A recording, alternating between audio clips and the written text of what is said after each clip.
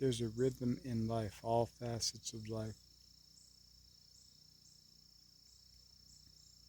You find your flow in relation.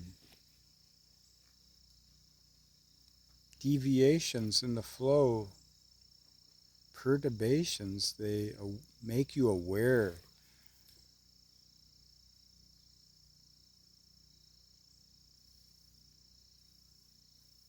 Working in IT, I realized some people defied metaphysical laws.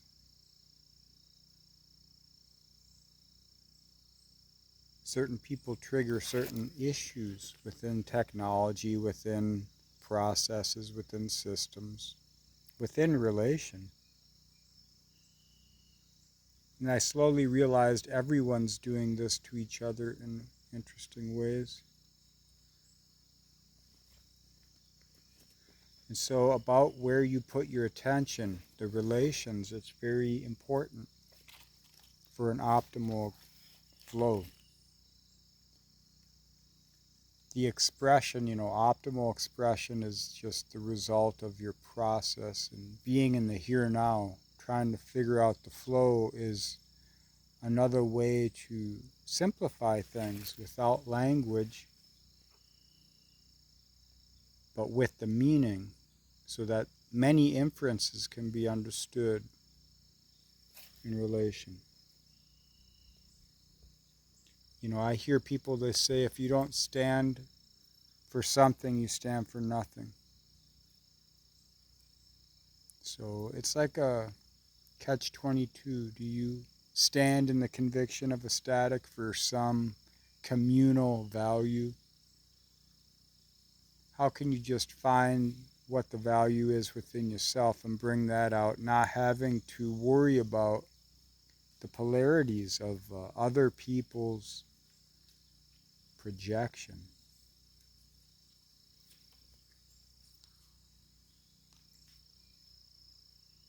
Some people have real justification for their beliefs.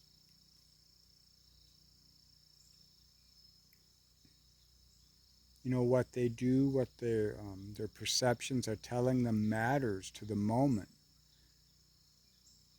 What's happening, though, is the gravity of their well is acting in accordance with chaotic potentials to bring about reasons for rhymes which would not have existed had they not laid hands or perceived or been in relation to said chaos.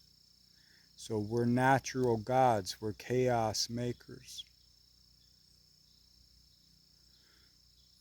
Okay, and so in your personal dynamics, how do people bring about energetics which need to be alive through you? How do you relate with that? Is it optimal for you or is it not?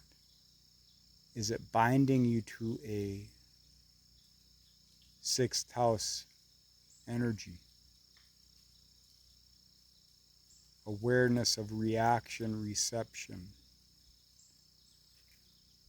I can look at it in the way where I'm angry that I get pulled into the gravity wells. I can also look at it in the ways in which I'm learning how to relate, how to be a dynamic flow in existence without falling into a dictate or a belief about a relation.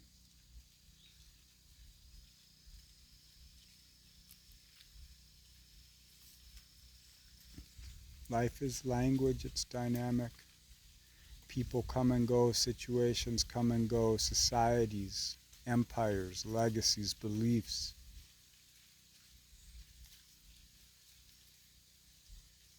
To be in the moment,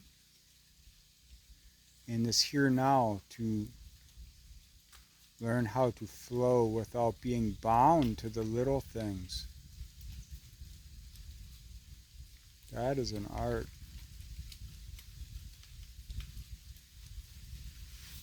All these trees, all these leaves falling.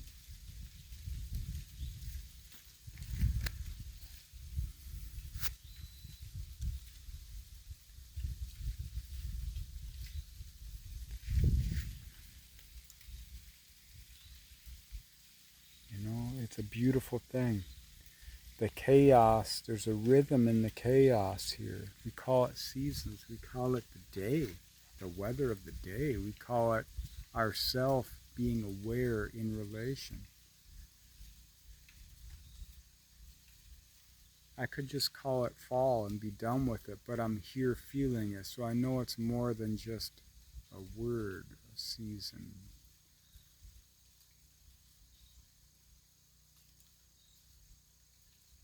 We shut down in relation to things because we feel bound to reaction response.